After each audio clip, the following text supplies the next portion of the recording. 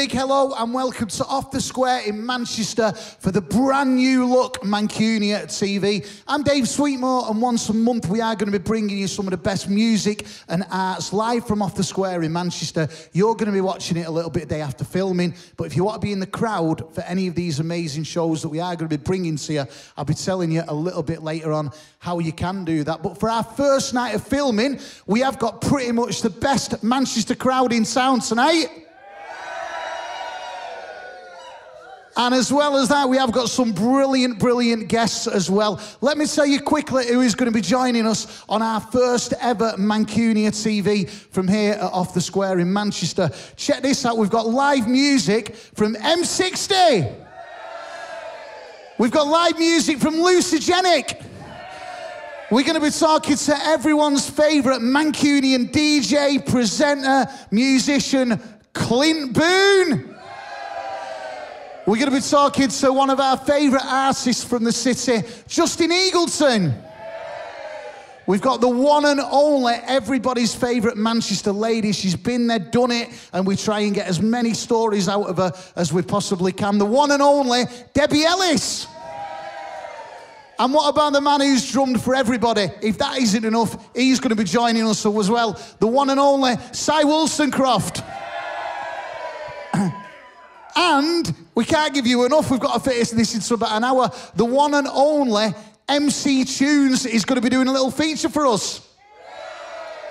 First of all, we're going to walk up to the stage because you may remember, you'll remember all of us from when we did MMTV. This is the new look MMTV. This is Mancunia TV. We're going to be here Off the Square in Manchester doing this show all of the time. We're going to be bringing you a couple of new features as well. The first thing we're going to be doing is a little bit of a poetry corner. And there's only one man around that could possibly host that event, and that is the one and only Leon the Pig Farmer. How you doing, mate? How you doing? Man. Yeah, good to see you. All right. I'm all right. How are you? How's things? Yeah. Busy. You were like really busy. You were making a really good name around the city centre and stuff like that. And all of a sudden, the pandemic came and hit in. How did you find it during the pandemic? Did you change your ways of writing much, or? I wrote loads. I did music with a wife as The Dirt, there's the first plug. And then I wrote a book, the second plug. And just kept on going. And I was itching because I just kind of got the momentum going. And it was going really well. And it was just waiting for him to set the blocks off the bodice and then just get going. Do you find that you're writing a lot more real life stuff about what was going on during the pandemic than perhaps you were before? Yeah. A lot of my early stuff was around my mental health, post-breakdown. And that kind of got all the negativity out, and then I just turned the telly on and it was full of negativity, so I wrote about that shit. You are going to be joining us for every single episode of Mancunia TV. Tell us exactly what you're going to be doing on the show. Well, I'm going to bring a guest along every month, personally selected and put in front of the well-curated staff here. We're going to bring lads, lasses, punks, trans, everybody that's got something to say, and they'll be doing a little set, one a month. I've got everyone lined up for the rest of the year. Everyone's chomping at the bit. All poets? All poets, spoken worders, beat speakers, the lot, yeah, rappers, MCs. So it's only right for our first Mancunia TV, episode 1, you're going to do a little bit for us, yeah? Yeah, I'm going to be my first guest. Okay, Manchester crowd, let's hear it. Mancunia TV, the one and only Leon the Pig Farmer. Reality normality will not be televised. Camp Fear will clash with algorithm anarchists. I'm living in a boombox of bureaucracy. I'm staring at a scrapbook of unicorns and mirrors. The soulless will slur with a curse, crown jewels to the favoured fools. Kinetic energy will ignite the cast of creatives. I am propelled into an odyssey of mischief. The newspapers stoke and poke the fire. Adrenaline-fueled assaults will wave to ambient light. Dry your eyes on sandpaper and a drop-frozen shoulder. Smell the whiskey and taste the daffodils. Intelligence suppression, dictated ideology. A 2-page ad-lib manifesto. A demolition derby of social structures. Rewired principles force-fed by disciples. They have burnt the lexicon of the libertarians. A political apothecary of concocted aggression measures. Visionaries are concealed in cargo containers, but hope will shine bright in the dark. And I will not subscribe to their fake placated policies. Any interest and enthusiasm has lapsed and expired. Embryonic spirits are groomed by corporate criminals, but I will not bark at Bedlam's door, because they mould it bold and it's cheaply sold. A propaganda painting at a poll station. The Petri dish is a gutter of an alien nation, and I will gate crash a trash party scene. So let's kick up leaves in this Indian summer. Let's kick up leaves in an Indian summer. Time to choke and strangle the oppressor under a blood-red sky. It's time for a successor. Because they bury their believers with their melted souls. Dystopian highways are paved in fool's gold. The sellotapes on eyes and the hooks in skin. Abrasions on knees and blood-clotted grin. The fragrant opinions and cremated truth. Boris has reached the ceiling of his leaky roof. With capitalist coyotes that hunt in packs and the VIP vultures that pick up their table scraps. Because they offered false hope with blood-filled decanters. Selling poisoned apples they want to dismantle. Digging cesspits with pins and needles. And hoping that the wise man drops some real gold for freedom. As equations are created to confuse the weak and the mask is to hide the raven's beak. Alarm bells shriek and death bells toll, and they huddle and they owe and they cuddle Hancock to keep us in the cold.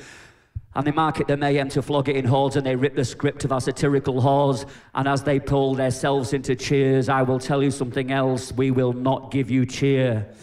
And you market that mayhem to flog it in hordes, and you paint the picture on advert boards as you wash away your acidic tears, and you rip the scripts of our satirical cheers. And your costume is not created to deflect the failures. You are not the angel who came to save us. The second-hand theories and first-degree crimes, this Tory bullshit will implode in time. Thank you.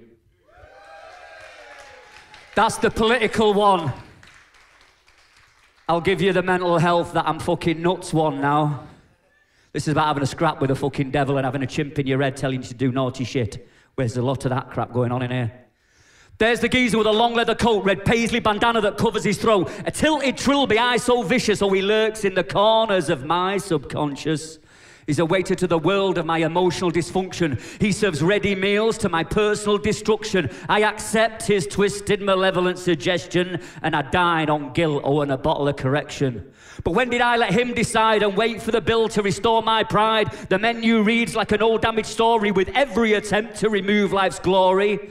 Well, this is Twilight Crazy Town. Why should I pay with my voice and sound? I dig deep and I delve for me 9 out of 10. 3-course thoughts to feelings into actions, and I will win and I stop. And I reflect, I don't collaborate or even reject. I am intrusive, I ask my thoughts why, and I do not contemplate or listen to lies. Do they serve you? Do they get in the way? Do they deserve you? Can those thoughts stay? Never be ashamed of what you've done. Be punching proud of what you've become. I confronted stories of a tiger and hunter, of milk and honey, and they made me wonder. A pauper farmer and a broken son. Them of wild horses, what the army has done. I will fold paper into fighter planes, because these are flying fucks to help not blame. I won't let the cash cow grind me down. I'm going to take back my orb and the thornless crown. I'll pour water on your flames of suppression. I'll pour petrol on hopes so we burn with passion. I will restore cracks with glistening gold. We are unique histories and a story to be told. Because the reaper sits with a rusty blade. He's frowning, he's cowering, our futures are made. So here is a message that I give to you. In Japanese, because I'm going to show off here. Saromo kikara achiru. Because even a monkey falls from a tree. The monkey will fall from a tree, mine did, but it's how you pick yourself up and believe. Because I took on the fucking devil.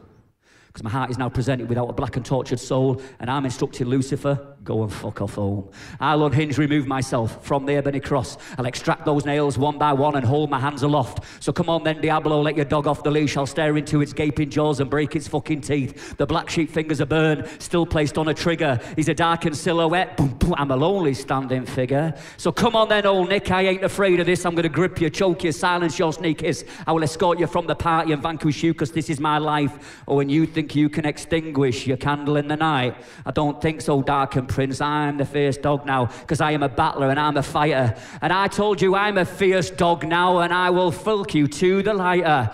And here we go now, Baphomet. You've played your final ace. I'm healing, you're deceiving. Mate, I'll spit in your fucking face. Thank you.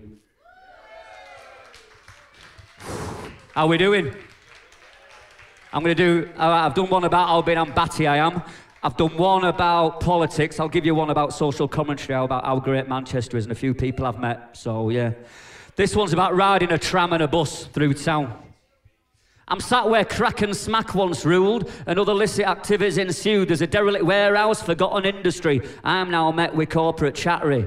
There are vans on show, still not them of dibble. They're canvas and they're coated in pale ale dribble. There's Instagrammers after instant grams, and twattering twits increasing fake fam. Vapors, fakers, turn-ups to knees. Those one stroke from turning Japanese. There are beards and sleeves with cider and gin, and those on craft ale till a new trend kicks in. Oh, why is it called the cutting room square? Any association to crap peaky black blind of hair, your bag and bag of dip, you're blind of it substandard. Mate, if this was the 90s, you still wouldn't have fucking landed. I'm informed it's a centrepiece, a new public realm. This is not the Game of Thrones, there's no dragon at the helm. The copper green sentinels depict history more like a raising Manchester's empire, replacing it with commercial greed. Because here come the Hitlers invading from bars, they're trying to monopolise with tables and chairs, and they are the clever with booze from their stores, and it's a public place, you muppet, and they know the score. It's a fine line ensuing from what I see, vying for fake profiles or a real ID. There are inflated egos, those with low self-esteem. This is the new Ancoats of living sales pitch. Apparently it's the Islington of dreams. But I tell you one, you can run, you can't hide. Here comes last man standing, selling swag and some snide. And he always have to cadge a bus or a brew. But you think it's for digging, you say, wait to make him move. The scene is an internet pleasers, this ain't about them. It's of ever-expanding, gentrified power dens. Because where once was identity and a city's art be, it's now replaced with aesthetics, conformity and sheep. So I board the tram. This is a tram, true story. Shit the bed, what was that? Have you never heard of a diplodocus? I only boarded the pink line to get to town the closest. Call the cops, I'm off me chops, came from a mobile device. And his mate was banned from Facebook for posting pictures of an airy arse. Discussions about Chewbacca. Is it a dick or a dog's red rocket? On why does a girl's makeup run but stays on your clothes when you wash it? Debates about Jeremy or Boris, like deciding to be burnt or hung. A young musical prodigy, cup overflows whilst announcing good singers die young. An art student isn't part of culture. He says it currently isn't his time. His mates sit bored taking selfies. Then they board to another tram line. The girls are talking Lee's Festival. They're gonna let their hair down. But Glasgow's the one to name check, but it's just too far to trek down south.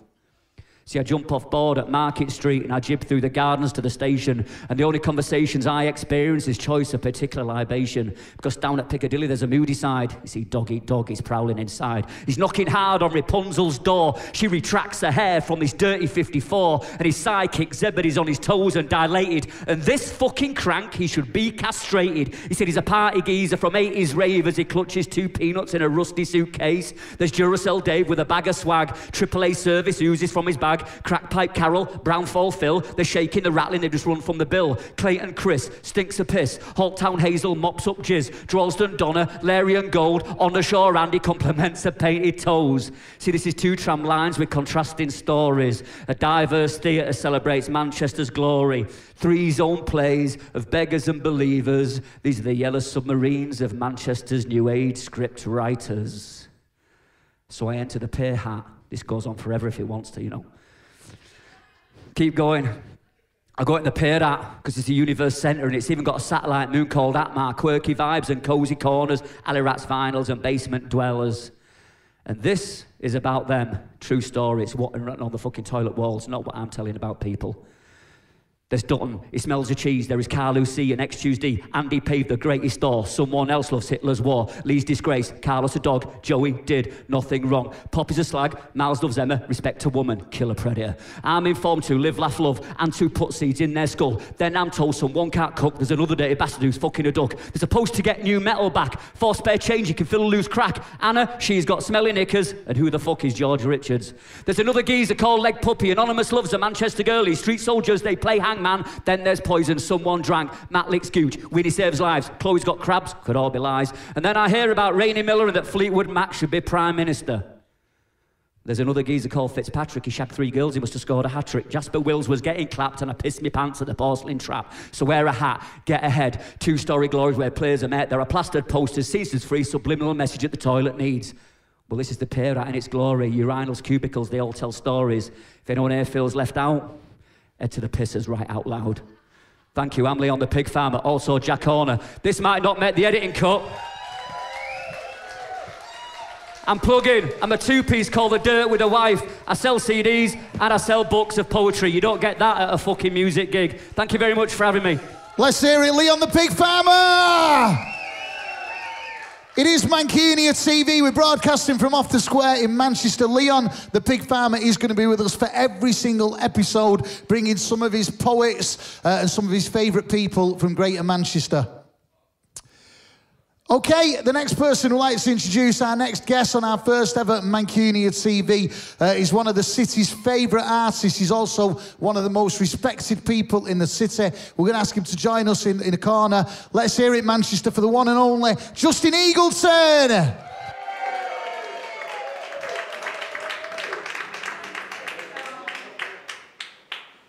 Take a seat. What do you think then? The new setup, Mancunia TV. It's good, isn't it? Hang on, switch yourself on. Great with a paintbrush, shit with a microphone. There you go. Don't paint with this. How are you doing? You all right? Good to see you. I'm really good. Yeah, how's things? It's been, last time we saw you was obviously when we were broadcasting from Miles Platin, and, you know, things were going really well and stuff like that. How have you been during the pandemic? I don't like to say, but it's probably been my busiest I've ever been in my life. I think because I couldn't leave the house a lot of the time, I just got to the bottom of all my creative projects that I wanted to do. It's giving more opportunities to explore different adventures, and yeah, it's gone really well. It's quite interesting because a lot of people who work in the music and creative and art world switched off during the pandemic, really, and I feel that a lot of people went one way or the other, you know, made the most of it like you did, you know, or kind of like, you know, took a step back. So what did you get up to then? What kind of stuff were you doing? Well, I think initially I did lots of art classes for people because I do lots of stuff with well-being and try to help people out, basically. So if I'm going through it, I think other people will be going through it. And so I use my art as an escape for my well-being, and I thought I'll offer free art classes, and we had 2,000 people a week. It was mental. I had people in Gambia doing my art class. It was crazy, but rewarding. You know, you're just saying that, it's interesting that you use art as an escape. What was going on was something that none of us have ever been through, you know, the pandemic and stuff like that. Did you find that what you were, you know, the art you were doing changed at all? Possibly maybe got a bit darker here and there, but not really, to be honest. I mean, I did this touring piece during the pandemic, and that sort of changed a lot of things because a lot of projects came off the back of one piece of artwork, and I still always do my portraits for whoever. But yeah, this touring piece had a lot of, you know, it had a big knock-on effect. You've brought quite a few pieces with you tonight, and if it's possible, we'd like you to talk us through from, you know, that one's round to me. Talk us through the pieces you've brought. So obviously this is Alan Turing. This is my tribute to Alan Turing, who lived in Manchester at the end of his life and died in Wilmslow. So he is sort of an adopted Manc, and basically what's coming out of his head, other than all the mathematics and the genius, is Manchester. So I sort of did a Mancunian tribute. Off the back of that, I also did a national, a Bletchley Park version, because they asked me to do one that was all computerized, etc. But yeah, from that, a lot of things happened. My dad died just before the pandemic, so I did a self-portrait, which I can't look at very much because it's sort of an emotional... That's amazing. Can we just show the camera that? That's...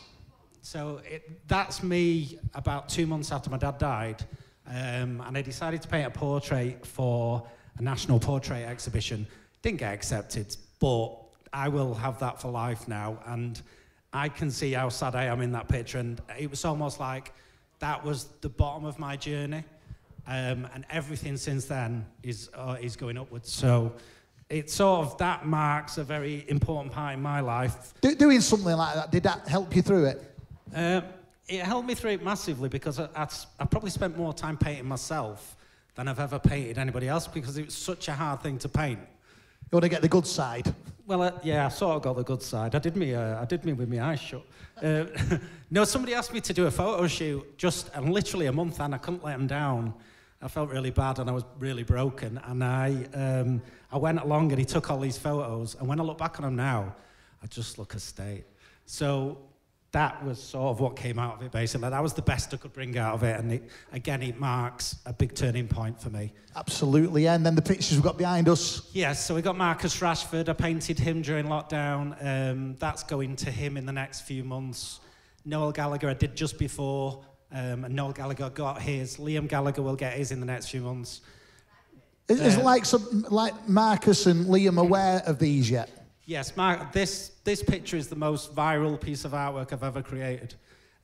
So again, crazy story. Whether it's just the way I speak to people, I have no idea. But this Rashford thing I put on a couple of social media channels, and I always record. I time-lapse a lot of my artwork so people can see the journey of the piece of artwork, because it's very easy to fake painting now. So yeah, I put it on one of the social media channels. Got a message off United saying, can we use it for something? And I thought nothing of it. And then next morning, I got about 10 text messages as soon as I woke up off all my mates saying, your outlet's on the Man United app. And so I had to Google how many people get the Man United app, and it's something insane across the world. When you pick someone like Marcus Rashford, is it because they're relevant and in the news, or is it because what he's done has inspired you as a person? I always paint something that gets me on a certain day. So I'm quite fortunate that I'm a full-time artist. So some days, I was saying to Leon before, some days I don't want to do digital. Some days I'll wake up and be a bit broken and think, I'm just going to paint someone. And I'll get whoever is in my heart at that minute. I painted Emma Raducanu. I've got no interest in tennis. But that moment last year when she won the US Open, she was 18, and I was like, I just need to paint you. But as a result of that, I don't just paint them and park it. I need to see the journey through. So I will make sure that sometime this year, I've already been in contact with her people, so to speak. I'll make sure Emma Raducanu gets that painting. Great, and so we've got Marcus, we've got Liam. Tell us about the picture in the middle. So the picture in the middle is obviously at my Hacienda tribute. There's not been anything artistic come out of the Hacienda. I can't even begin to compare myself to Peter Saville, who was one of my heroes. But to be asked by Hooky to create something in tribute, and to be sort of sat at Hooky's table in his house and just be going, I was almost like, out-of-body experience. So I've become quite good friends with him now, but that was very well received, and I had it printed on a sheet of aluminium, and that's what this is as well. So it sort of brings that Mancunian urban edge to things. Raheem Sterling, I'm a United fan. I have no interest in City whatsoever, but again, during the Euros, he was amazing, and I literally was just urged to paint him, and that was it. You talk about a lot of your paintings that you know, on your artwork, you send them to the likes of Liam and Marcus. And what about the rest of your artwork? There'll be a lot of people, with us tonight, a lot of people watching this at home on Mancunia TV. What do you do with the rest of it? Is there anywhere where fans of your work can see it? Yeah, I have a website that's got lots of prints for sale and things like that. But yeah, generally I do lots of, I'm fortunate, I do lots of contract stuff. So I've got artwork in hotels all over the country, which is good and keeps me going. But yeah, you can get stuff via my website, via my social media. So what is your website? What's the website address? It's just justineagleton.com, so you can find me. And the other thing that I've got on my notes at the moment is you're doing 10 canvases at the moment for a great cause, which is Maggie's. Tell us a little bit about that. Yeah, so obviously I guess everybody in the room has been touched by cancer, and my dad died of cancer, and a couple of family members. So I do a lot of work for charity with what I do. So I sell a lot of canvases and artwork at charity auctions, and that started with being the city when I did the Hacienda Bee. So yeah, I'm doing 10 canvases for Maggie's. They're going to be auctioned at the Whitworth Art Gallery, possibly if we can get that staged sometime in the summer, and that'll take me over.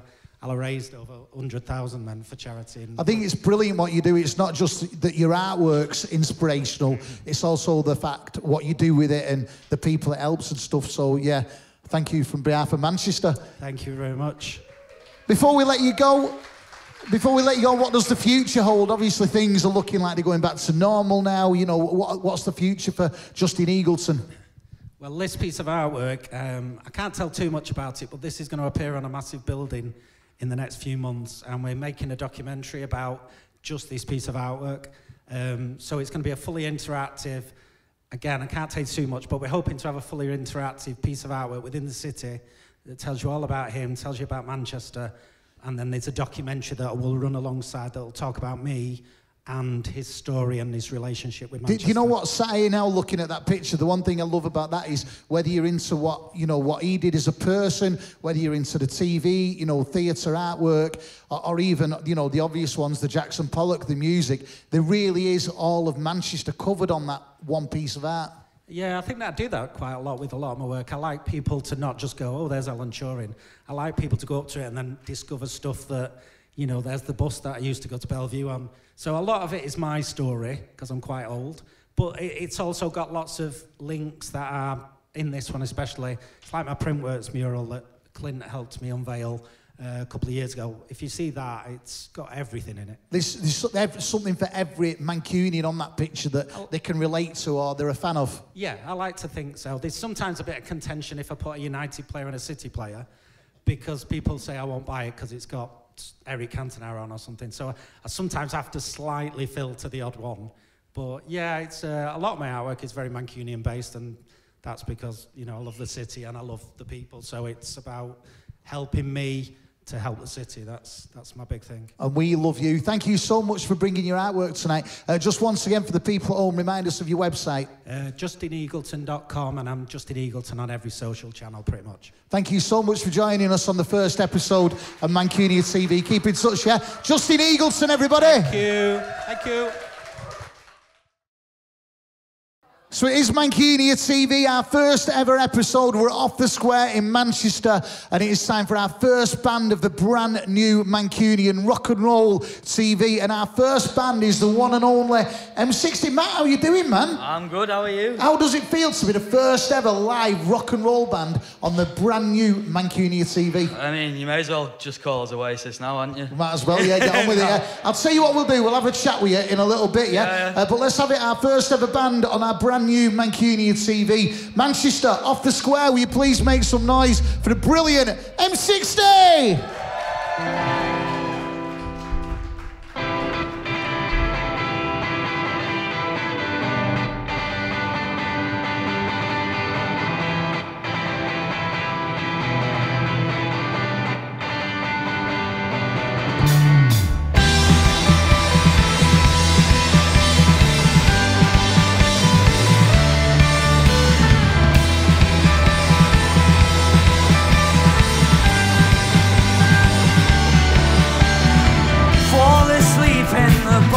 The car again, you've been sleeping for miles.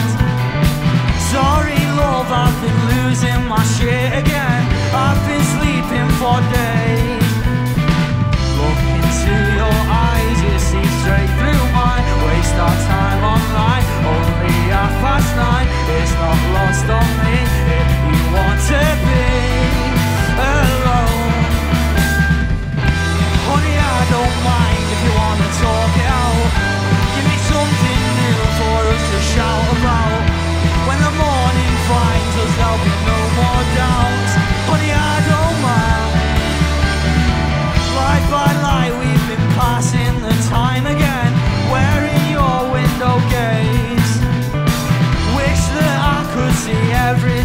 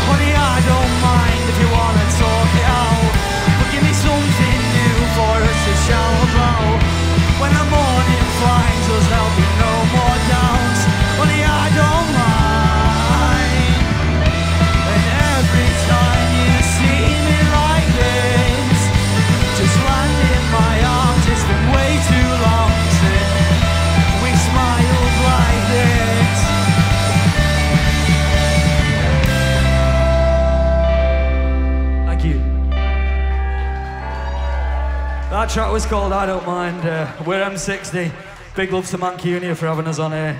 It's great to be on part of the first episode. Could be something massive. Could be mint. This next track is called What Do You Want?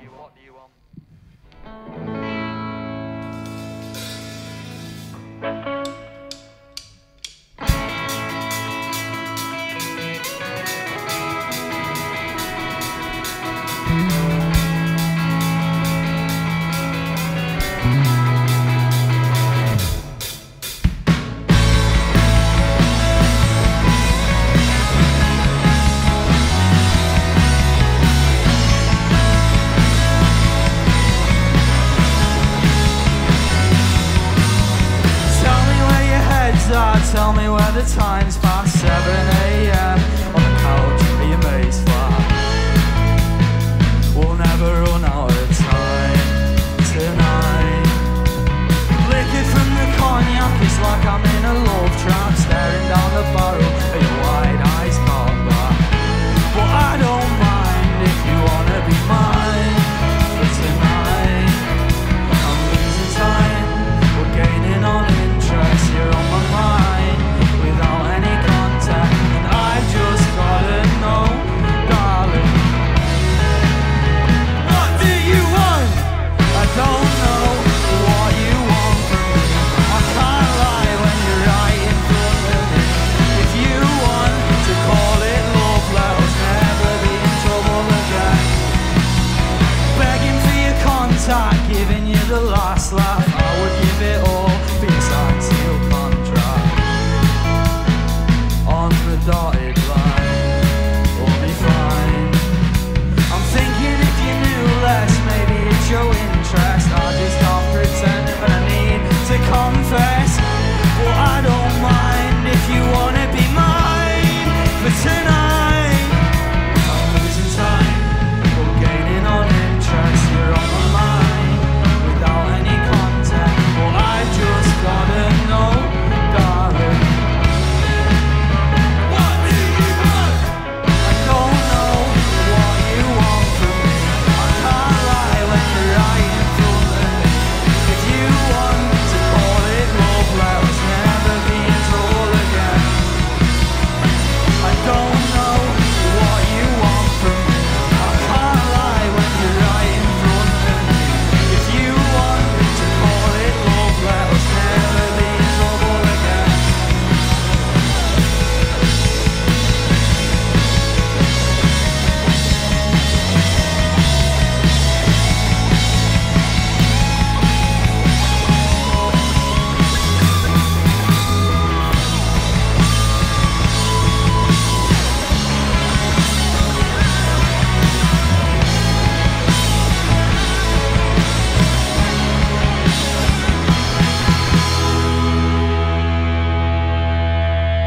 Thank you. That one's our latest single, if anyone wants to check that out. What Do You Want on Spotify, M60, of course. This next track, this one's going to be our next release. It's coming in about a month or so. I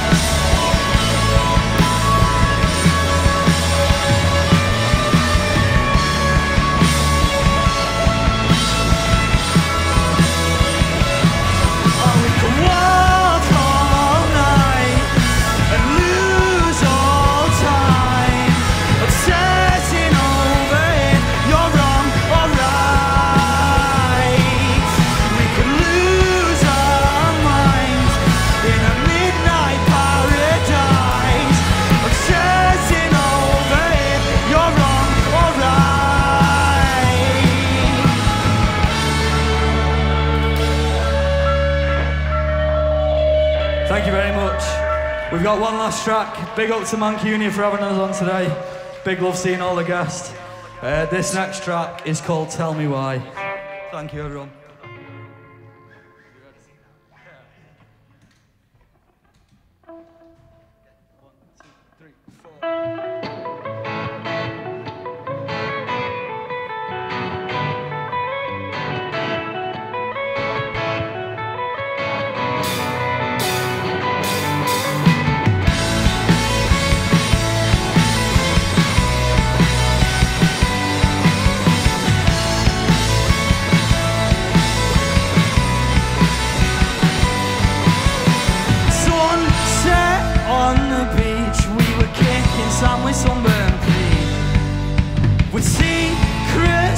To keep, lock 'em up and throw away the key.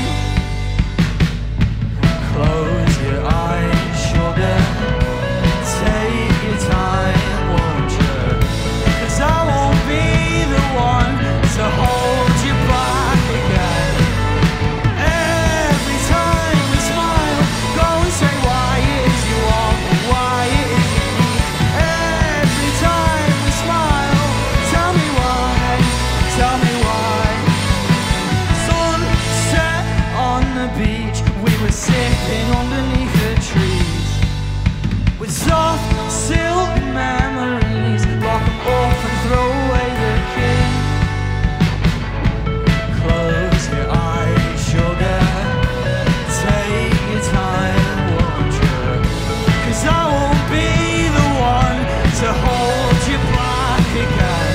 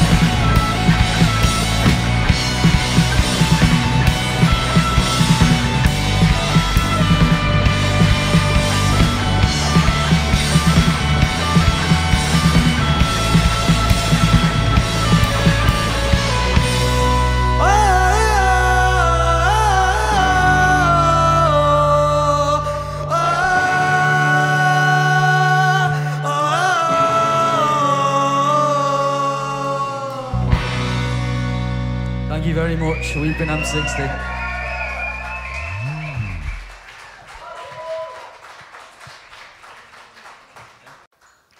So there we go, Manchester. Let's hear it. Our first ever band on Mancunia TV, M60. Okay, so we are live off the square in Manchester. We're going to be doing this every single month. Manchester's best rock and roll, arts and creative TV channel, brought to you in Manchester by people from Manchester for you lot in Manchester. Now, our next guest is a man who needs no introduction whatsoever. He's a Manchester broadcaster, he's a Manchester DJ, he's a Manchester musician, he's a Manchester icon. He's also probably the busiest man and also one of the most respected men in the musical city that is Manchester. Manchester, will you please make some noise for the one and only Clint Boone?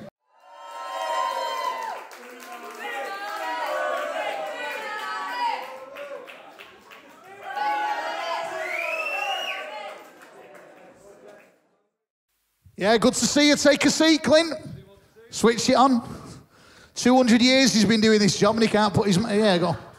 There you go. How's it going, mate? These fucking radio mics. Who invented radio mics? What was wrong with the fucking lead? You know what I mean? It's like magic now, isn't it? It's like, you know what I mean? Yeah. No, it's great to be here. This is a great venue, isn't it? It's my first time in here. Off the square, Manchester. Yeah, beautiful. It's great, isn't it? So last time we seen you was, you know, the channel that was before this, MMTV. The previous TV channel. Yeah. You know what I mean, don't you? Back in Miles Platin. I'll tell you what, you've worked and lived and breathed music all your life, and then all of a sudden for 2 years, this mad pandemic's happened that nobody expected. Anyone who works in music or entertainment, it's changed our life. A lot of people didn't know what to do. You kept really busy doing totally, I won't say different things what you do, but perhaps what you do less, you did a lot more. You mean like being a rent boy? Yeah, that's it. Yeah, I didn't know whether everyone knew that or not. All I did what I had to do because I've got a lot of kids, a lot of bills to pay. And we went into it March 2020, wasn't it? 2020. March 2020, yeah. And it was like all the DJ work went out of my diary for the next 16 months.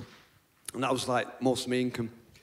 So I had a choice of either sitting around licking my wounds and slagging the government off, or just getting stuck in and keeping the money coming in. So I did that, just got busy at home and started doing online DJ gigs. Me and my wife Charlie did 71 weeks of live stream DJ sets from our home studio. They ended up quite wild. There were people all over the UK and further afield having house parties to you, sat pissed up at home. We were pissed up as well. That's what I mean. It was like every Friday night for 71 consecutive weeks we did it. And it was, people were getting in touch on Twitter with their requests and that. And me and my wife were just having the best time ever. So that was one thing that we did that brought a bit of extra dosh in. You were getting thousands of people watching. Yeah. Well, it wasn't a visual, it was just audio. But it worked really well. And I started doing pictures of cows, you know, the Inspiral Carpets cow logo. Started selling that, you know, the same cow but fucking drawn 17,000 times. And started making new music again. And I started getting the music out on a thing called Patreon, which is like this, well, it's an app, I suppose, isn't it? But people subscribe to your fan base, pays a few quid a month in exchange for new music and content, as they call it. So that was great because for the first time in years, I had the time and a reason to make new music and get it out there again. So that was the best thing that happened to me during the pandemic. I want to talk more about new music and stuff like that in a minute, but you just mentioned you were doing a lot of artwork and stuff like that. Before we move on to, you know, the pandemic ending, can people still get hold of any of your artwork and stuff like that? I've paused it all because I'm a busy DJ again now, so I've had to pause everything. But you know, it's one of my favourite, one of my most memorable times in my adult life was that what we've just been through, because through necessity, I got back into doing things that I would not have been doing otherwise. I would have carried on DJing, you know, 5 times every weekend and 6 times on the radio every week. So it brought me away from that. It was a bit of a shock at the beginning, but it gave me a reason to do other stuff. Because like I said, I've got a family to support, so I had to, through necessity, keep that money coming in, you know what I mean? So like you say, 16 months on, I think it was July last year, things did start going back to normal. Gigs started coming back in again. You went from having this mad life of partying to 16 months doing stuff at home. How did it feel getting back into DJing, you know, going straight back out again? Up until July of 2021, like the last few weeks, because there was times through the pandemic where you're thinking like, God, I'm going to be home for at least another 8 weeks here, at least another 2 months or whatever. It's fucking brilliant. Because I was loving being at home. I was loving being with my wife and my kids. You know, we're fortunate that our lockdown home was quite big. You know, we've got a big garden and all that, so we weren't tripping over each other. And we've been homeschooling for like 10 years anyway, so nothing changed in that respect. It's just that Daddy was home a lot more than he used to be. But coming towards the end of it, coming up to July of 2021, when, you know, the DJ bookings were back in the diary, gigs that had been rescheduled, and the radio station was saying we'd like you back in the studio at some point soon. And I didn't want to come out. I was like fucking convinced. I was like, No, my future is at home, in my studio. Was you a bit worried the fact that, you know, like, I know me, I was similar as well, like a year and a half of being at home, going to bed at a normal time. Were you a bit concerned that someone like yourself, who's busy as anything, you'd go back out straight at it and be totally knackered? I didn't realise that I was thinking that it'd take me months to get my energy levels back, which it happened the first night I was out. You know, I just hit the ground running at the end of July. The same week that I started broadcasting from the XS Manchester studios in Spinningfields. I've been broadcasting from home for 16 months. So the first week when I had to go back in the radio studio was the first week I was back in the clubs. And I was dreading it. I was absolutely just didn't want to go out. I was in a really dark place, it turned out. But I loved it, and I've loved it ever since. And it's like, you know, even today I've been running around town like a knobhead, you know, getting off the train and straight to the radio and then back here. But I'm loving being out amongst people. I think one massive positive for me of the pandemic and the lockdowns has been, I really appreciate being amongst, you know, people again. And seeing people dance and seeing people... We were talking before, saying like all the nightclubs and stuff, there's all of a sudden a lot more like love in the room, isn't there? And people appreciate it more and stuff like that. One of the things I want to mention, you just mentioned about going straight back at it. The pandemic ended on the Monday, I think, and then on the Saturday, both me and you and MC Tunes, we were all at one of the biggest festivals taking place in the country. 6 days after the lockdown ended, me, you, MC Tunes, a lot of bands, we were at Spike Island with the best part of 20,000 people. It was quite mad after having a year and a half at home, looking at that crowd. It's incredible, wasn't it? Yeah. It's just surreal. I mean, the whole event, I mean, the Clone Roses, the frontman Gav is a promoter, and collectively they came up with this idea 3 or 4 years ago to celebrate the anniversary of the Stone Roses at Spike Island with a massive tribute band event that would be headlined by the Clone Roses. So the whole idea of it, from the conception, was fucking brilliant. But then, the fact that it was one of the first big events in the UK, in the UK, after the end of the you know, all that dark stuff we've been through, it was incredible, wasn't it? And it was just flawless. The whole event was flawless. I remember being stood backstage. It was me, you, I think Bez were there and Tunes were there, and we were talking. It was early on in the day, and we were saying, like, there's going to be 20,000 people here, and 6 days after the lockdown ended. Is everyone going to be well up for it? Or are they going to be a bit reserved and keeping the distance? But everyone just went absolutely. From the minute the gates opened, everyone went mad for it. It was like if you made a dramatisation of the old lockdown, and the fairy tale ending to it was the Spike Island resurrection event. It's incredible, wasn't it? Couldn't have been better. Really, really good. So we did Spike Island. The lockdown, you know, ended. Gigs came back to normal. You're back in the studio at XS. And obviously we're in, you know, best part of March 2022 now. You've got a new night starting. I think it's just started at Lion's Den. Tell us a little bit about that. Boone Army Live. It's basically 4 upcoming acts every month. The way we're selecting the bands, it's basically if a band wants a gig, we're letting them do it, just to give the next generation the chance to get on a stage and play to the mates. So in terms of a filtering process, there isn't one. It's like, if you want to play, let's get you on it. You know, as long as you can plug your guitar in and, you know, say a few words and that. So the first event was a few weeks ago, and the second one is this week. It's called Boone Army Live. It's free at the moment. We might start charging a door price sooner or later. But the bands get paid. We're making sure everybody gets paid. If any bands are watching this and thinking, God, I want to do that, Lion's Den, Clint Boone, how do they get involved? Probably just get me on Twitter, @TheRealBoone, and I'll tell you what to do. Yeah? Isn't that great, though? Because it's like, for years and years, it's like a lot of bands have been up, you know, the pay-to-play thing, which, yeah, you can play at our venue, but you need to sell 50 tickets. And at the end of the night, it takes the fun out of the gig. You've got to go and see the owner or the promoter, and we only sold 18 tickets, where you can have fuck all then, because, you know what I'm saying? So it takes all that out of it. The bands are getting, I mean, we're only two events in, but everybody's getting 50 quid at the end of the gig, so. I think it's great that as well, the fact that, you know, it's not a case of how many people can they bring, it's just getting bands out there and stuff like that. Really, really good. So you've got the Lion's Den, and another thing I want to talk to you about, because I know we've spoke a lot about this over the last couple of years, is you're well back in, which is dead exciting, making new music. Yeah, I love it. I mean, that's what I am. Essentially, I'm a musician. I was a full-time musician until radio got in the way, and club DJing, you know, took me away from it a little bit. So, yeah, the pandemic has got me back into making new music and getting out there, which has been brilliant. And then I did this little collaboration. I'm working on a thing at the moment with a band called Fuzzy Sun. Stockport band. Great Stockport band, yeah. And basically, there's an album being put together, and it's a tribute to Strawberry Recording Studios. So it's a load of bands that have got a Stockport connection, celebrating the music that was recorded at Strawberry. So I live in Stockport. I recorded at Strawberry. Fuzzy Sun are based in Stockport. And we've done a collaboration of a massive song, one of the biggest songs ever from back in the 1970s. And not a lot of people know it was recorded at Strawberry, but it's Neil Sedaka's Solitaire, 1972, he recorded it. He recorded a full album in Strawberry Studios. So me and Fuzzy Sun have done this collaboration. I'm just singing on it, I'm not playing keyboards. I never wanted to be a keyboard player, that was accidental, that.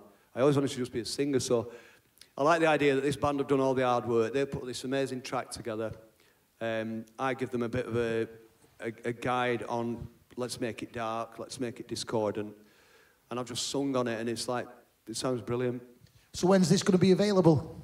I think within the next 2 or 3 months, the album will be out. And there's like a lot of great names. I think Blossoms are doing something on it. They're potentially doing I'm Not In Love 10cc. So you get the idea. It's like a great project, isn't it? It's just a big celebration of Strawberry Studios back history. You know? Do you know one of the things I love about Stockport is as you're driving into Stockport, there's a big sign that says "Welcome to Stockport, home of Blossoms." I reckon every town should have that. Not Blossoms, but whoever's from there. You know what I mean? I'm working on that. That needs to say home of Clint Boone. I've been there 20 years now. They're not put a fucking sign up for me yet, have they?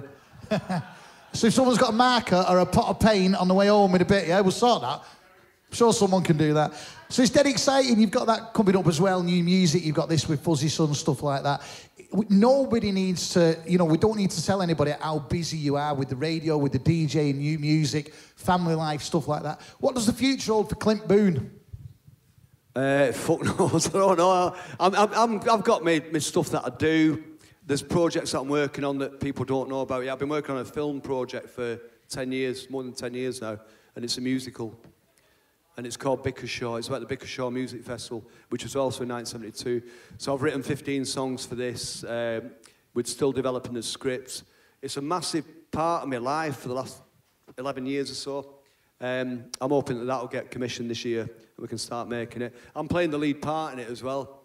So I've got to fucking dance and all that and lose a bit of the wine belly. You know what I mean? But yeah, that is one little thing on the back burner that could change my life and become, you know, what I do for the next few years. Exciting times. You've got film, new music, club DJ, new night at Lion's Den. Guinea pigs. Guinea pigs. You've got some guinea pigs now, yeah? Well, we've got 2 guinea pigs. We've got a load of animals in our house. Our kids are like, oh, I want a dog, I want a lizard, I want a fucking goldfish. And then it's me that ends up every day looking after them. And I do need to ask, what are your guinea pigs called? Jack and Gizmo. Jack and what? Beautiful. But in fact, you know, they'll be at home now thinking, where's our dad? Where's our tea? Seriously, nobody will be walking around like that as well, like? Yeah, they do. Yeah. But they're like, what I'm saying is I've got all this exciting stuff that I do in my life, but a lot of it revolves around looking after these animals like twice a day, my little rabbits and everything. Looking at you there with total fondness about your animals, you know what I mean? Great, yeah. isn't it? Yeah. It's dead exciting. At least they don't chat back like my kids do. My kids were sat there the other night having our tea, and our Hector, who's 15, we've got 3 boys. We've got Cassius, 11, Hector, 15, Oscar, 17. And Hector's there, we're all chatting, like just eating away, and he's going, he's doing this like funny noise with his mouth. I'm like, and they're all laughing at him. And I'm like, what is it? I don't get it. What is it? And Charlie, my wife, says, he's imitating you. He's taking the piss out of you because how you talk and how you act. And I'm like, fucking guinea pigs don't treat me like that. They don't laugh at me. They just sit like, where's our food? Can't wait to get home to them, can you? The guinea pigs, not the kids. I've got a message for you today from my wife, right? From Charlie. She sent me this message about half an hour ago. Seriously. Tell Sweetmore I want to be in the hot tub with my husband. Really? Me and not you. Oh, right. So I was going to say, right, we'll set off then. Got a show to finish. I better get off in a minute. So he's off to his guinea pigs and he's hot tub with Charlie. Brilliant, really good. New night at Lion's Den. You're back on XS doing the drive time show. Yeah, brilliant. It's really good. I'm enjoying XS. I'm enjoying the DJ work. And life's good, innit? You just got to count your blessings, haven't you? You know what I'm saying? We're still breathing, aren't we? We're all still breathing. as the Donnellys say, still breathing. Thank you for everything you do for Manchester music. Mancunia TV, Clint Boone. Now, before we let you go, Clint, before we let you go, we were talking a lot about new music and stuff. Can we have Matt and Sam from M60 over? Let's have a chat with Matt and Sam. Let's hear it. Matt and Sam from M60, who performed early for us. Our first ever live band on Mancunia TV. Take a seat, lads. There's one more mic here. You might have to share it between you. We'll share that. It's all Like Lennon and McCartney. I'll tell you what, Matt, tell us a little bit about the band. Well, classic indie rock, mank indie rock, innit? It's just that's it. We want to fill stadiums. We want to make stadium songs. We want to make catchy songs. We want to make songs you're just going to dance around your bedroom to, dance around your living room to. I just want to make songs that people of Manchester, people of everyone around the world can relate to. I know you're in your 7th year as a band now. Sam, tell us about the influences. In Spiral Carpets. Yeah, that's a big one. Yeah, you know, that's what they all say. That's what they all say. I mean, the one everyone always brings up is Catfish. I don't think we can ignore that, but we've all sort of got very different influences as well, which has sort of helped us get hopefully a more interesting sound going. I know you've kept quite busy. You've got a lot of gigs coming up, haven't you? You're busy with a tour and stuff like that. Did you manage to write much new material during lockdown? Well, kind of, yes and no. It's a bit, there's a great app we use called BandLab, and it's like, one of us come up with an idea, you drop it on there, everyone have their take on it. Sometimes, oh yeah, that's shit, Matt, don't put that in there again. Sometimes, like, yeah, that's mint, we'll work on it, but because we couldn't get together for so long, like, I feel like we can't write tracks unless we're together, because a lot of it is in there while you're doing it, being like, yeah, that sounds mint, that sounds shit. Like, you know what, Clint, if you look back to the early days of the Inspirals, you were busy as anything. If all of a sudden you'd had to have a year and away, you know, a year and a half away from the rest of the lads, how would that have affected you as a band? I can't imagine it. I can't imagine what millions and millions of young people like who've had the college interrupted, and you know, it's fucking heartbreaking, isn't it? I mean, I was fortunate that where I was in life when the pandemic happened, but I've seen a whole generation of people that would have been out at South Nightclub 2 years ago, and they're only just able to get into South Nightclub now. So, but yeah, to answer your question, I would have struggled. You know, it's like we had an intense bond, the Inspirals back then, and it was in the days of, you know, fanzines and cassette tapes, and it was all about being together every day and getting into Manchester and knocking on doors. And so yeah, the idea of being, you know, taken away from all that for 16 months is, you know. Did you lads keep in touch through it, Matt? Yeah, we did, but we tried to do as much as we could. We did, like, you know, lockdown quizzes, got together on a 2-hour call just to keep in touch with each other, but there's only so much you can do. It's like when you spend every week going to see each other, writing music, playing shows, ramping up to be recording, releasing singles, and then it's all on hold. It's like, we did a show here, actually, just before lockdown, and it was a big show for us. We sold it out, and it was like massive. Like, we'd never really done that before. Did it sell out? Yeah. Well, yeah. Was it because I kept mentioning it on the radio? Gig Guide. Yeah, it was, wasn't it? It's that Gig Guide. It's doing us M60 from wonders. Withenshaw. Yeah. Doing a gig tonight off the square. Yeah. But it was on the back of that, and then we'd booked a tour for that December. COVID hit, and then that got pushed back. Year and a half. Come out of lockdown, and it was, well, we were all in a bit of a slump, really, because we were like... I've noticed on your socials and that you're really busy. You've got loads of gigs and that coming up. What's the plans for the rest of the year then, other than the gigs? Any chance of new music? Or? Well, yeah, we've got one of the tracks we played there called Midnight Paradise. That's coming out in about a month. Yeah, the 18th. You know, when you just said Midnight Paradise, I just heard loads of people in the audience going, tune. Yeah, yeah, no. But then we've just recorded another one because we want to be ahead, set for release in summer. And hopefully it'll be a summer banger. Clint's going to play it on his show. He's already told me. Yeah. Well, yeah, but no. Hey, well, listen, lads, we wish you all the best for the future. It's great that you managed to keep busy and going and that during lockdown, and good luck with the tour, yeah? Thank you. Let's say it first of all for M60. And then we need to let him get home to his gerbils and his hot tub and his wife, Clint Boone. Hey! Nice one, thank you. Guinea pigs, not gerbils, guinea pigs. Sorry. So it is Mancunia TV from Off the Square in Manchester, Manchester's first and finest rock and roll television channel, back for a brand new series. It's episode 1. We've had an amazing lineup so far. Our next guest is a lady from Manchester who's got more stories to tell than most. I'd love to do a full show with her. We've only got 10 minutes, so we'll get through as much as we possibly can. Manchester, let's hear it for the one and only Debbie Ellis. Good to see you. Take a seat. Last time we saw you, I think it was in our previous studio, so it's good to have you here in Off the Square, Manchester. Yeah, it looks great. It's a great venue. Are you switched on there? Just. I think it is. Am I Yeah, there we just go. really quiet? So I'll tell you what, you've had a busy couple of years, haven't you? What, sitting in my garden? Well, not according to this piece of paper I've got in front of me. Let's start with this. 2019, you got involved with the Lightworks studio. Oh, right, yeah. So Tell us a little bit about that. I think last time when I came on the show, we just opened it. Right. So, yeah, so this June, it will have been opened for 3 years. Wow, So, was yeah, it 3 years since we last saw you? Yeah. It's mad with the pandemic because it's almost like 2 years we've almost wiped out of our minds, kind of thing. Yeah. How's it going? Is it going all right? Yeah, it's really good. It's, you know, just building it up, building the profile, having, like, interesting people come and visit. Yeah, so, yeah, it's going really well. It's in Reddish. Has it been like Holdsworth Mill. Has it been like you expected, you know, the turnout and what's been going on in it? What you'd hope for? It's just been a bit slow because of the pandemic, but, you know, we're getting there, so... So you've been busy with that, and then in 2020, Stockport's Blossoms released their documentary Back to Stockport, which you had an involvement in with that. Did you know the lads from the Blossoms before? I worked with Blossoms early on in their career before they got signed.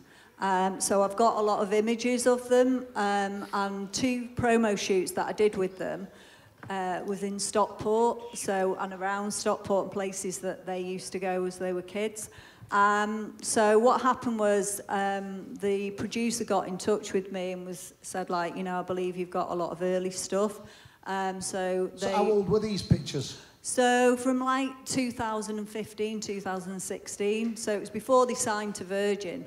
Yeah, so it is like really early doors, and I think generally people want to see those sorts of shots as well, you know, before they get famous. Do you always keep absolutely everything just in case? I try to, but what happens is, as a photographer, and people will back me up with this that are photographers, you put all your images on a hard drive, and then one day that hard drive dies, and you're just left like with no images. But fortunately now you that can must put be pretty devastating. Yeah, it's happened to me. Luckily it wasn't Blossoms, but I did lose, like, I think it was 2018 to 19, I lost all my work from those years. So, but you just have to put it to bed and move on, because it's too depressing. Yeah, it's a great way to be that. Yeah. So for the documentary, for the Blossoms documentary, they used 6 of your images. Yeah. Were the images that you chose to be used, or did they kind of like come round, have a look through them and pick them themselves? I just ended up sending like a folder to the producer, and then they pick through just the ones that would work, you know, at certain points in the documentary. Were you happy with the ones they used? Yeah, I was happy with the ones they used. I wasn't happy with the amount they gave me. It was just a bit like taking the piss. But yeah, but that happens all the time, you know. So what I did was I asked them a favour, actually, and it was nothing to do with the band. Obviously, it's more like people behind the scenes that are making the documentary. I asked them I printed like 10 images of Blossoms, and then I asked them to sign them all. So I've got like these 10 gorgeous prints all signed just in my attic. Ka-ching. Yeah. No, but I'm hoping to give them to charity events and Right. things like that. Yeah. So, yeah. It's great that, and you've always been, I think, you've always been known around Manchester for what you do and what you band, stuff like that. By getting involved with a documentary like Blossoms, who are one of the biggest bands in the country now, do you find you get a lot more exposure for your other work as well? Yeah, I think, you know, sometimes people will look on my website and think, oh, she's photographed Blossoms, and you will get work from that. You know, I don't really sort of covet like celebrity or anything like that. I mean, obviously we've got celebrities in Manchester, but I feel a bit like I really like working with new artists. I can be a lot more creative. Yeah, I wanted to go on to that. That was the next thing I was going to bring up. You're very, involved with up-and-coming artists and new artists and stuff like that. How do you discover new bands? For a time, I used to listen to BBC Introducing, and I'd look at who was being played on that, and then I'd maybe sometimes message them and see if they were up for having a photo shoot. More so when I was building my profile. But now, I do work with BIM, the Music University, so they send over artists to me and to the studio to have a photo shoot to promote their latest release. And it's really nice because, we sort of work really closely together, me and the artist, and we talk about their influences and what their vision is and, explore that. So it's quite a thorough process, really. It's great that, and everyone knows, what you do for the music scene. Have you discovered any bands over the last few years that you've, met through doing the photos and become a fan of yourself? Yeah, one band was Witch Fever, who I was managing up until recently. And I saw them live and, I was taking photographs of them, and then in a roundabout way I ended up managing them, secured them with a record deal with Sony Music, and, had a good time along the way, but I just got to the point where it was too much for me to be a photographer and a band manager, so I had to sort of make that decision, and I went obviously with my passion, which is photography. You've got a rich history in Manchester music, and you definitely don't brag about it. You intrigue me in some ways. In all the years, we've met and known you and stuff like that, and I dare say a lot of the bands that you work with don't know about your background and who you've been involved with and what you do in Manchester music. Have you ever thought about writing a book or anything like that? I'd love to, but I can't remember most of it. It's do you know what I mean? It's but the stuff you can remember would be an amazing book, just from what I know about It'd only be about 5 pages. I wouldn't, come on. I know, I would love to. I'm sort of planning something for a personal project that is, that will sort of have my backstory involved in it, but I can't really go into it because it's just an idea in my head at the moment. So, but that's something I'm looking to do next year. I've got down that you've got a new project coming up. Is that what it is? That's what it is, but it's literally in my head. So do you want to tell us anything about it or not yet? Or are you going to come on another episode? I'll come on again. There we go. We've got it in. Yeah, you've got it good. And Brian Griffin, tell us about Brian Griffin. The one off Family Guy? Well, I'll be honest with you, I don't know. When I got my notes from Mancunia TV, I googled Brian Griffin and it come up Family Guy, and I don't really... If you're rubbish at Googling... I don't mind admitting it. I prefer... Look at that, pen and paper. You need to do Brian Griffin, photographer, not dog, right? not the Family Guy dog. Yeah. Tell us what you're going to be doing with Brian then. Well, no, the story is, I went over to Liverpool actually with Georgina.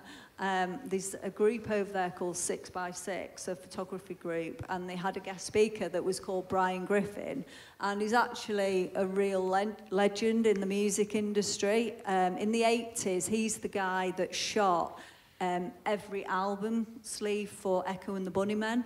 Wow. So he's basically, from Crocodiles to Ocean Rain. Were you aware of him before you went to Liverpool?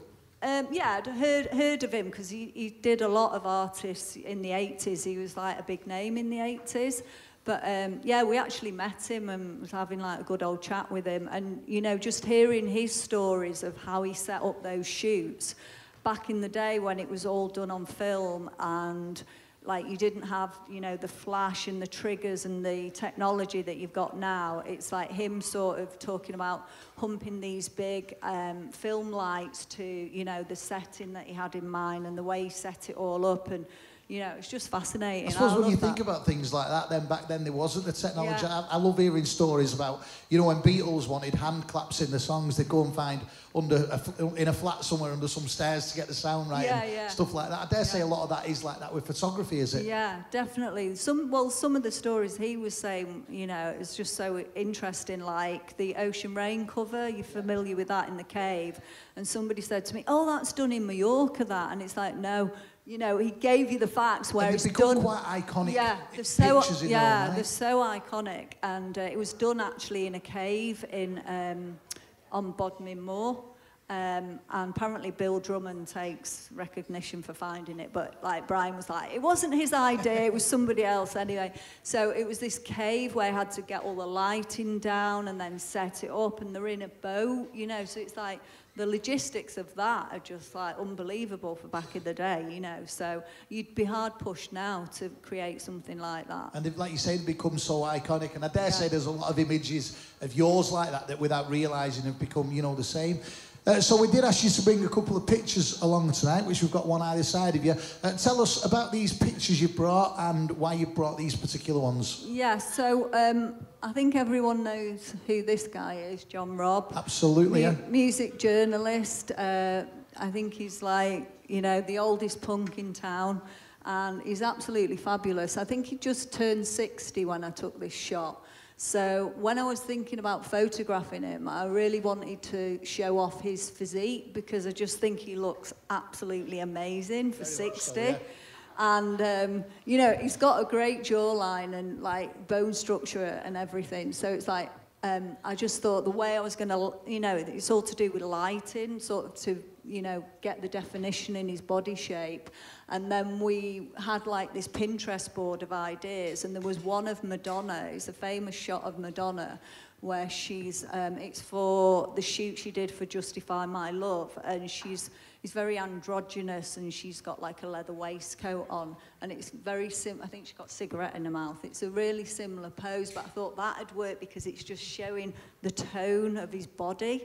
So that's how we came about that. That's one you're very proud of. Yeah, I love that. I mean, I love John. It's like when he came into the studio, I think I was kind of unaware that we were actually doing a photo shoot. We were just, I had like a Spotify playlist on my own.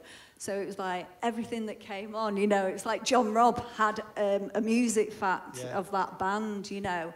And even new bands from like the 70s, you know, bands from the 90s, he'd just say, oh, do you know this about, you know, so and so. And it was just like, and by the end of it, we were both like, actually, have we done a photo shoot there? You know, so it's like, that's the way it should be, where you're not really, the subject and yourself, you're not really aware of the actual technical side that's going on. So a picture like this, where do you keep this picture then?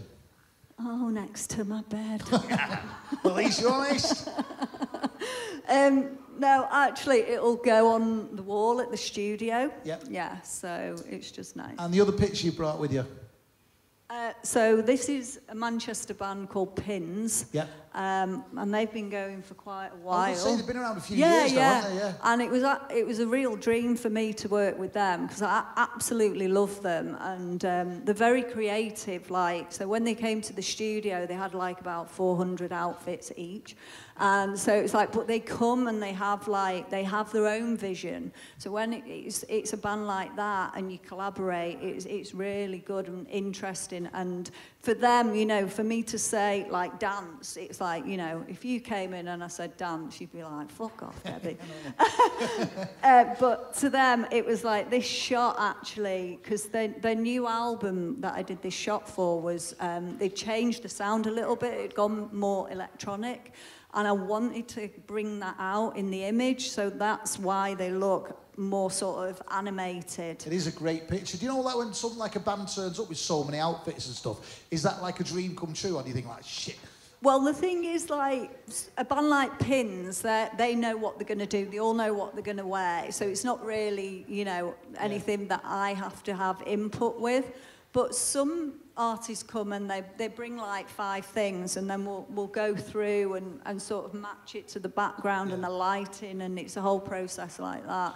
So it's dead interesting because, like, as someone who just sees the pictures, it's dead interesting to hear how, you know, it comes together and works. So you've got the studio, Lightworks Studio. Just remind us once again where that is and where people can find it on the internet. So Lightworks Studio is in Reddish at Holdsworth Mill.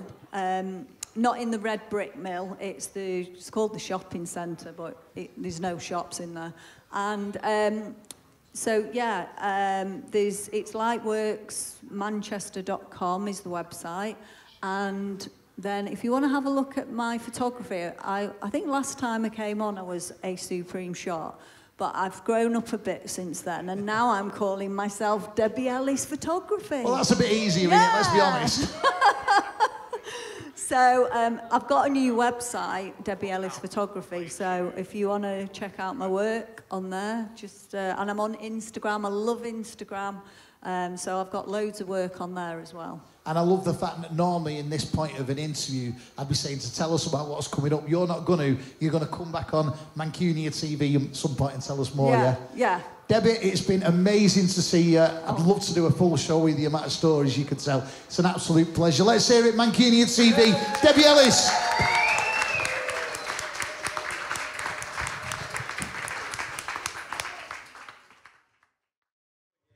It is Mancunia TV, and one little feature we're going to be doing every single month on the show is bringing you a real Manchester legend. And to tell us a little bit more what is going to be going on is the one and only MC Tunes. How are you, man? I'm all right, Dave. How are you, son? Yeah, really good. Good to see you. Looking well. Thank you. I feel well. So tell us, on Mancunia TV, you're going to be doing a thing called The World According to Tunes. Now, first of all, I've spent many a time in nightclubs, dressing rooms and festivals, and there is no world in the whole of the world like MC Tunes' world. Thank you, and it's right. You're very welcome. See, the World According to Tunes was a bit like what Clint was saying. It was something I did during lockdown, and for this show, I'm going to be doing a shorter version of that, which spells twat. The world according to tunes. I get it, yeah. So I'll be doing a short twat show for you guys every month. I'll either do it. What is it going to involve? What is the world according to tunes? What is twat going to involve? It's going to be me sort of laughing at the mainstream media and how dumb they all are, picking out clips and just taking the piss, really. It's kind of fun. Do you watch a lot of telly? I watch telly constantly. I'm a big film buff. Really? Yeah, man, I watch them all the time. I bet. What's your favourite films, or can we not say? Zombie. I'm a big zombie boy. I like Dawn of the Dead, Day of the Dead, all that shit. Return of the Living Dead was really, really good. I didn't like World War Z. Brad Pitt's far too good looking. I don't think good-looking people should be in a holocaust of zombies. No, we should all look like me, Dave, and you. You'd be good in a film, me. I think you'd be brilliant in a film, you. What, Blue? What are we talking about here? I don't know about that. But he is going to be joining us every single month on the show. The one and only MC Tunes.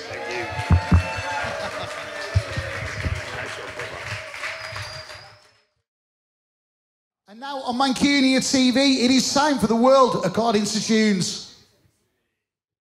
Yeah, well, if she would have told me that before we started, I would have recommended leeches.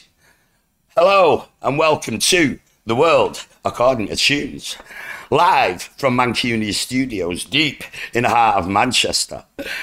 This is part of the broadcast where we poke holes, expose and troll the complete retardation of mainstream television. Throughout time, human beings have relied on relationships, making them, breaking them. The good, the bad, the happy, the sad. Relationships are one of the most important foundations a healthy and diverse society is built on. So using my extensive and detailed research skills and my vast and complex library of YouTube videos, even I was surprised when I found this. Our next guest has always been a little bit sceptical about the paranormal world, but when Spirit Eduardo appeared in her bedroom one evening, she was far from spooked and she actually fell head over heels. Well, now her ghostly lover, a Victorian soldier, is a regular visitor. Bracard joins us right now to tell us about her phantom partner. Morning, This is Bracard. incredible. Thank you for joining us. You obviously can see how it might look on the outside. Yeah, of course. Like, I was sort of taking myself back to a time before this happened, and if someone said, oh, I'm in love with a ghost, I've been visited by this spirit, I'd be like, you sure? Are you okay? So yeah, I can understand why people are totally sceptical. But So, as you can see, a perfectly normal morning with our serial bulge flasher, Dermot O'Dangley, and his excellent counterpart, Alison Hammond, chatting with what I can only describe as Sauron's younger sister. with her 100% no bullshit, real, non-fantasy-based relationship with Eduardo, the sexy Spanish pirate ghost. And if you're wondering what this has to do with music, nothing. Musicians are boring. So what happened? Like, how did this first come about? I was literally lying there trying to fathom out what was going on in my kind of friendships and everything, kind of tossing, turning. And I literally just felt this burning sensation in my heart out of nowhere, like a really, really like warm, not a pain, but like a really, really warm, like my chest was exploding. You know that's not like a physical, did you, that yeah, wasn't but indigestion? I mean, I've never had a heart attack before or anything like that, so I couldn't liken it to something, but it was a... Oh, well, this is not a good sign. She's home alone, in bed, touching, tossing, turning, fathoming herself with something warm rolling down the inside of the leg, and then a hot burning sensation right in the middle of her chest. Oh my God, Mr. Dingley, what are we talking about? It's far too early in the day to be discussing indoor water sports. Physical burning and a deep sensation in my chest. Was it comforting or upsetting? It was alarming at the beginning because I didn't know what was happening, and initially it was just really, really intense and I was struggling to breathe, and it passed really, really slowly throughout my stomach, all the way down my legs, like this sort of burning, and then like out through the bottom of my body. Jesus. Obviously, this poor lady is suffering from something. This does not sound at all like the side effects of a night-pounding sambuca, falling out with your friends, teary-eyed, storming off alone, and tearing into a undercooked chicken kebab. No, I don't know about you lot out there, but this sounds a lot more spiritual, dare I say. Spooky. The spirit passed all the way down, and then I was like propelled forward. So I was lying down in bed before, and I was bolted right straight upright, so I was rigid, like almost like, you know, when you watch those horror movies, and The Exorcist sort of propels forward. This seems to have taken a dark turn. Literally like that. It was literally like I was shaking and I was sweating, and like clammy hands and tears like streaming down my face out of nowhere.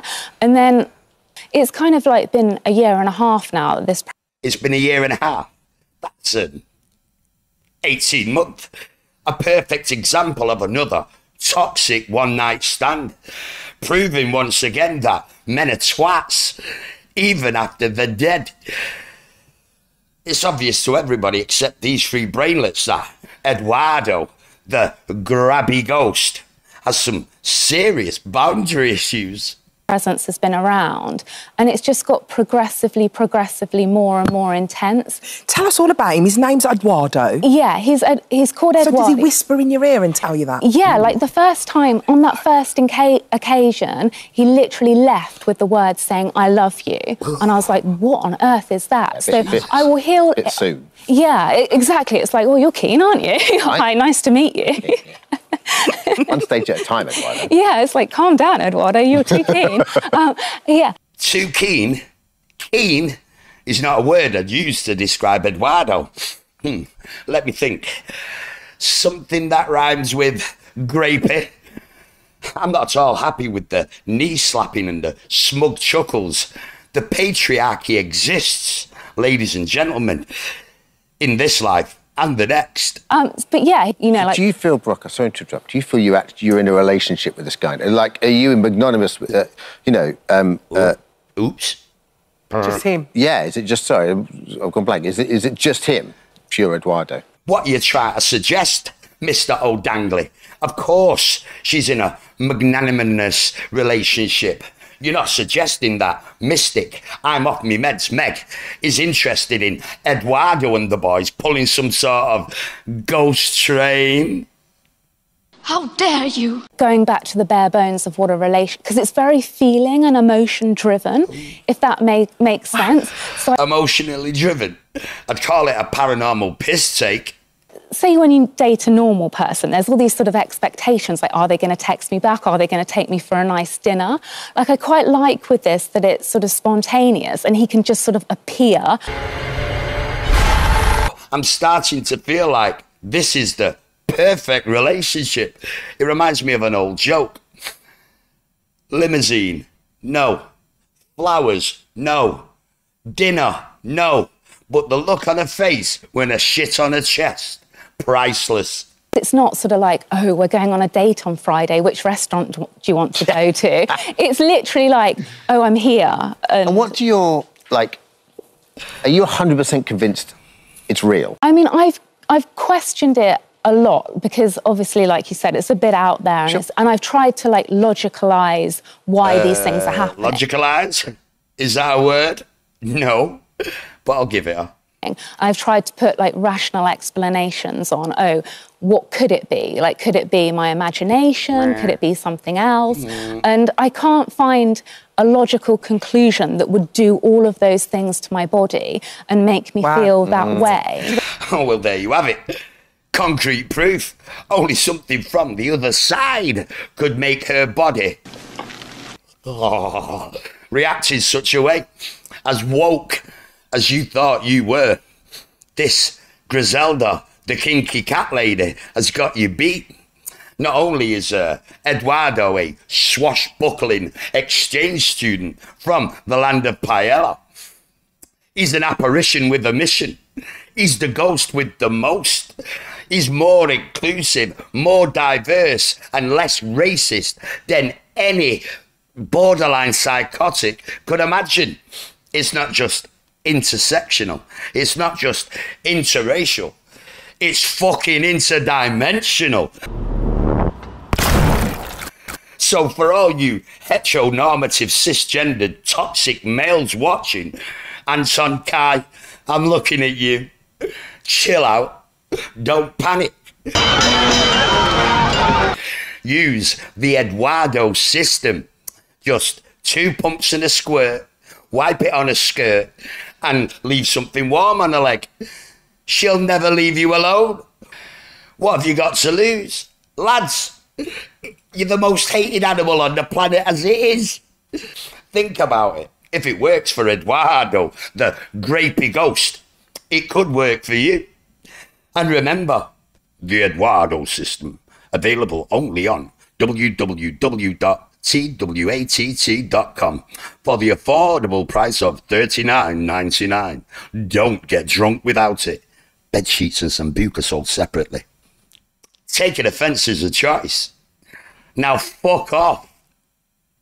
You can tell it's real because it looks so fake, honestly. It is Mancunia TV, episode 1. We are off the square in Manchester. Our next guest is a man who is no stranger to the show whatsoever. He's drummed with most bands in Manchester. He's a legend in his own right, and he's got a brand new project, a brand new band together called Lucigenic. He's with us tonight with the lead singer from Lucigenic, Cy Wollstonecroft, and lead singer Lucy. Come on. Take a seat, Lucy, as in Lucigenic, and drummer Cy, how are you? Cy, you're like Hiya, Dave, how are you? Yeah, good to see you. Sit down, sit down. Sit down. You're like a resident now on our show, and you've got a brand new project together with Lucy. Tell us a little bit about how you came to work together. Well, the band's been going quite a while, hasn't it, Lucy? Lucigenic. I shouldn't have to put this on. It's on, is it? That's fine. I have to speak very quietly. Yeah, Lucigenic's been going years. It's not about my name. It's a band called Lucigenic. A lot of people think I might change my name, I think. I did think it was, to be honest with you, so apologies for that. No, that'd be really sad, wouldn't it, naming a band after my name? So Lucy Wollstonecroft or something. Oh, that I might sounds like change a it. So Wollstonegenic. Wollstonegenic, maybe. No, it was actually from the word hallucinogenic. I'm trying to find a band name as a nightmare. So, yeah, band's been going a number of years. We were looking for a new drummer, and we met Cy at a music event that my friend Rachel from the Snug in Atherton got us tickets for a few years ago. Were you aware of Cy and his history is steeped in Manchester music? Were you aware of him before? I just read his book, luckily for me. Yeah, Fantastic you can book. drum, but you can't hide. Yes. I just literally had read Available it. in all the bookshops. All my friends now have a copy because it is such a brilliant book. And then we went to this event and there's Simon doing a talk on it and I was like, this is amazing.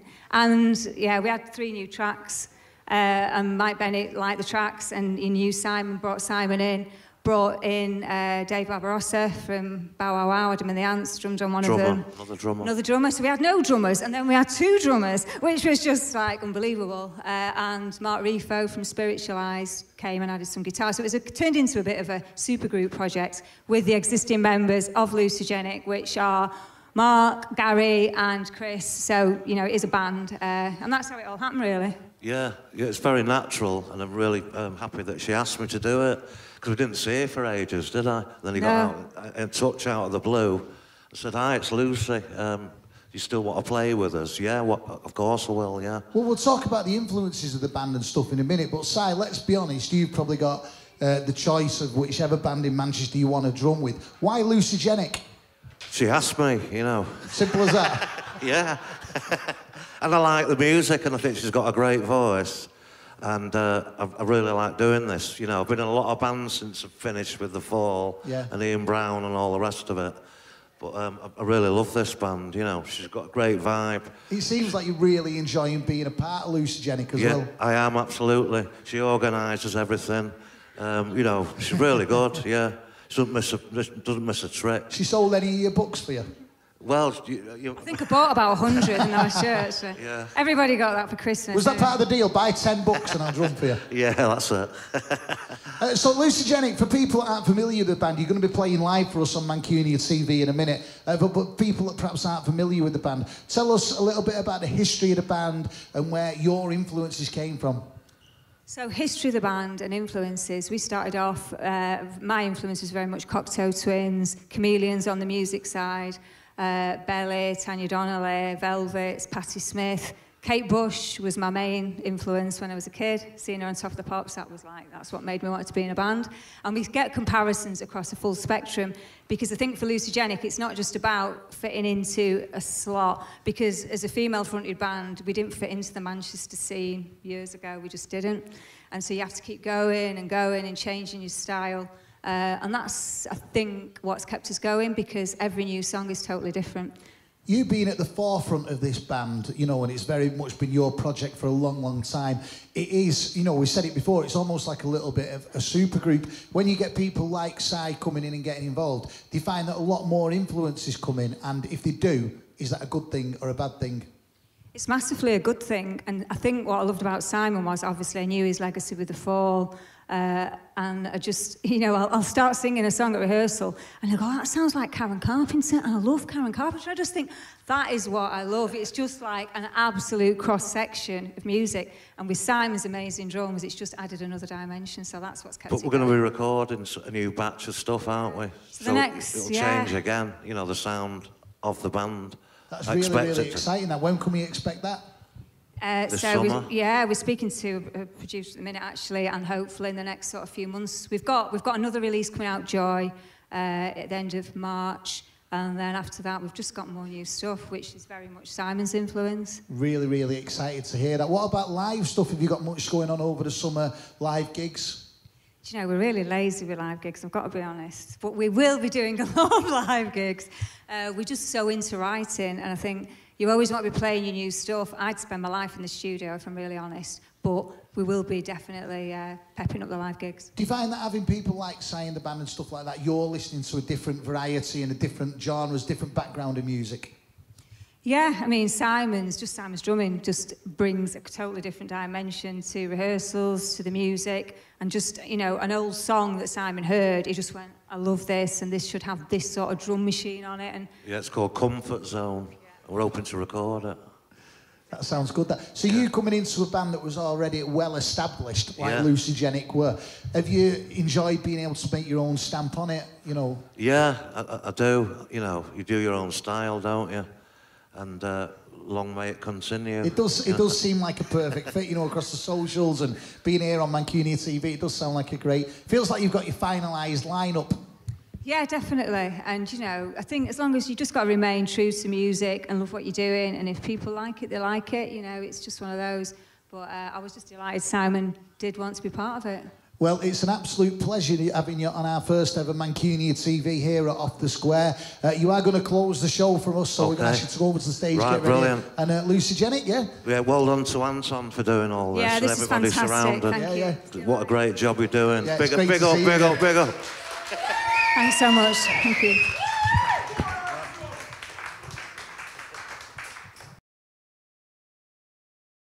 So before we close the show with Lucy Jennett, thank you so much for joining us for our first ever episode of Mancunia TV. Lucy Jennett have actually given us some merchandise, some t-shirts and some bags and things. If you want to own one of these, all you need to do is like and share this programme, tag some of your mates in it as well, and our production team will pick 3 names at random and we'll send you out some Lucy Jennett merch, yeah, t-shirts, bags and all that kind of stuff. So like, share, tag a few of your mates in it, and some of that could be on the way to you.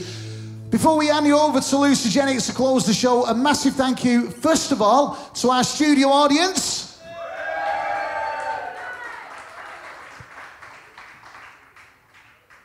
And of course, to you at home for watching and supporting this. It is real Mancunian rock and roll, artistic, creative television at its best. Please like it and share it for us. Thank you so much to all of our guests tonight. Thank you to M60. Thanks to Debbie Ellis, Clint Boone, Justin Eagleton, MC Tunes, Leon the Pig Farmer, and M60. We're next going to be filming for our next episode here at Off the Square on the 30th of March, and we'd love you to be here in the studio.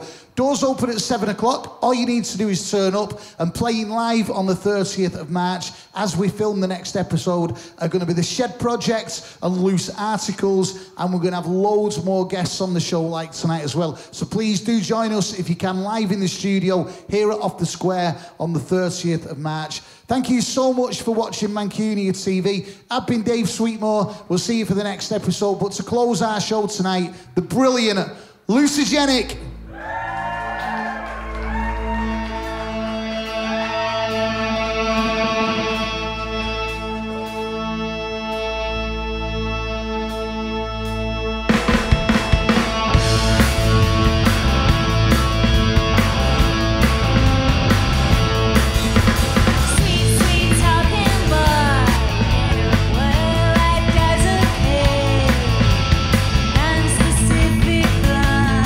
With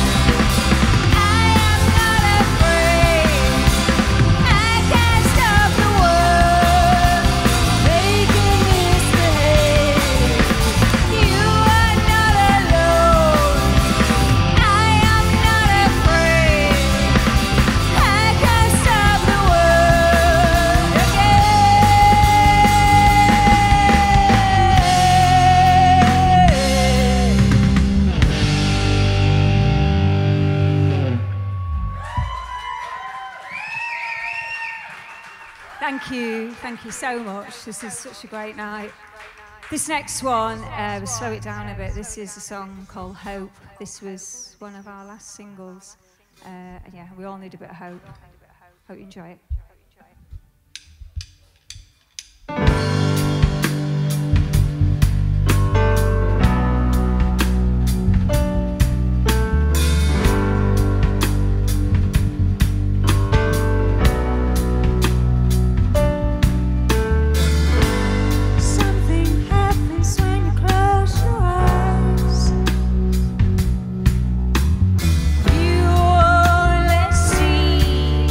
What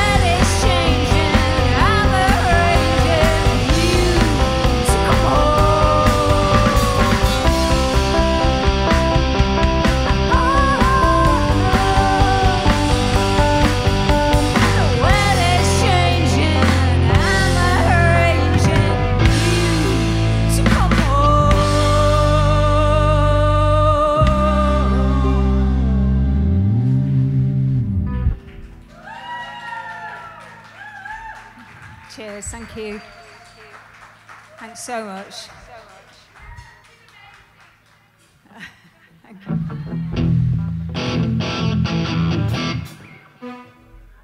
This next one, Clint Boone mentioned this earlier. He said, we've all got a still breathing, and this certainly is what we've got to do. This is our current single. This is Still Breathing.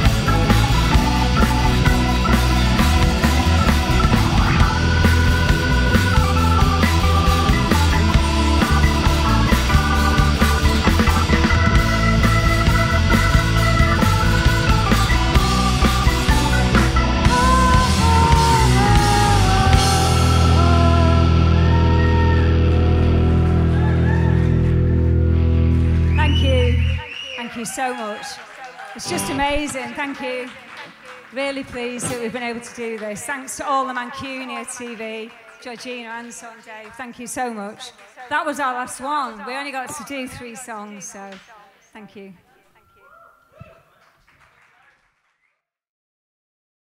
Have a hand now. Just clap your hands to the beat, Bob. Have a hand now. Clap your hands, everybody.